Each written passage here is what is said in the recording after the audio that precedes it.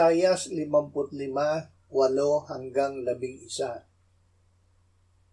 Ang aking mga pag-iisip ay hindi ninyo mga pag-iisip, ni ang inyong mga pamamaraan ay aking mga pamamaraan, sabi ng Panginoon.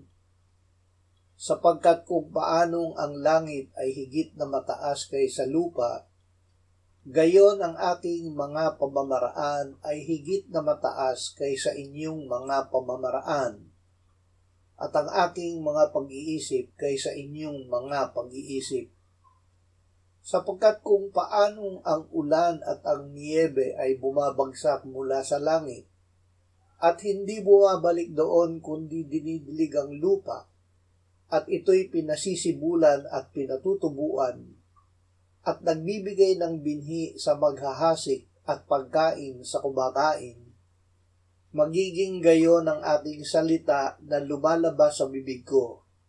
Hindi ito babalik sa akin na walang bunga, kundi gaganapin ang ayon sa layunin ko at magtatagumpay sa bagay na kung saan ay sinugo ko ito. Ang ating Diyos ay matagumpay.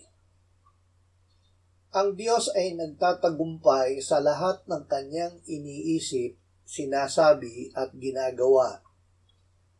Ang kanyang kalooban ay natutupad sa langit at mahihiling natin na matupad dito sa lupa. Ipinahayag ng Diyos ang kanyang kalooban sa kanyang salita.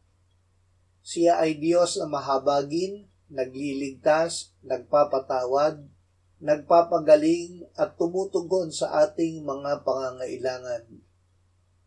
Hindi siya nagsasalita na walang ibinubunga.